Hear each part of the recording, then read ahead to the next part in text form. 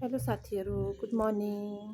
आज चाहिँ बिहान बिहान भिडियो बनाउनु भएको। अनि आज चाहिँ स्याटरडे होलिडे। अनि म चाहिँ के भन्न गइरहेको भन्नाले, हिजो टिकटकमा एकजना म्यामको टिकटक रहेछ। अनि त्यसमा चाहिँ एकजना प्यारेन्ट्सले कमेन्ट गर्नुभएको थियो कि उहाँको बच्चा पिजीमा पढ्छ अरे। अनि पिजीलाई 2-3 पेज होमवर्क पठाइदिनुहुन्छ अरे।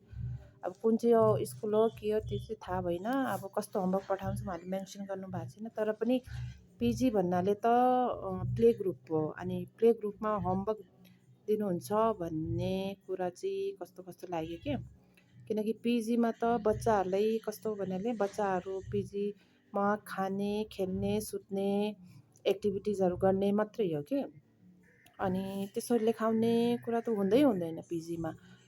अब पिजीमा बच्चाहरूलाई पिजीदेखि नै त्यस्तो राइटिङ दिने, दुई 3 पेज होमवर्क दिने भयो भने त बच्चाहरू त कहाँ स्कुल आउने मान्छ नि।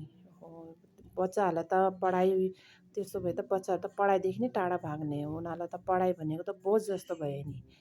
अनि त्यस्तो कुरा त अब प्यारेन्ट्सले अरूलाई सोध्नुभन्दा पनि पहिला स्कुलमा गएर स्कुलमा प्री प्राइमरी इन्चार्ज हुन्छ।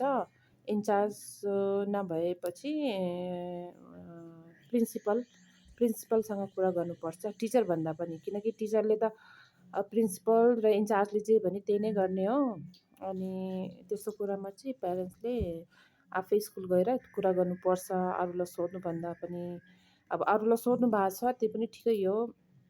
अनि पिजीमा जे होस् होमवर्क चाहिँ पाइँदैन बच्चाहरूलाई। होमवर्क भनेको एउटा कलर गर्ने चाहिँ हो। अनि कहिले कसो आर्ट एन्ड क्राफ्ट गराउँछ बच्चाहरूलाई। अनि पढाइ भनेको बच्चाहरूलाई एबिसिडी जे कुरा पनि सिकाउने भनेको राइम्स गराएर सिकाउने हो, स्टोरी सुनाएर सिकाउने हो, ओरली मात्र गराउने हो। त्यही पनि त्यस्तो विधि प्रेसर पनि हुँदैन बच्चाहरूलाई, त्यस्तो गरी सिकाउने हो। अनि त्यही पनि 6 मन्थ्स अब वर्षको भनौँ न 6 मन्थ्स कम्प्लिट भएपछि त्यसको जुन हाफ इयरदेखि नै बच्चाहरूले सिकाउने हो। अनि बच्चालाई होमवर्क्स पाइने कुरा त एकदमै म त के भन्नु, म पनि टिचर हो। अब मैले 1 क्लासलाई पढाउँछ, अब म 1 क्लासलाई पढाउँदा मैले उनीहरूलाई 5 क्लासको होमवर्क दिएँ भने त उनीहरू स्कुल आउनु मान्दैन नि। उनीहरूलाई पनि गाह्रो हो। त्यही भएर यो पिजीलाई होमवर्क दिने कुरा चाहिँ मलाई चाहिँ अलि ठिक लागेन।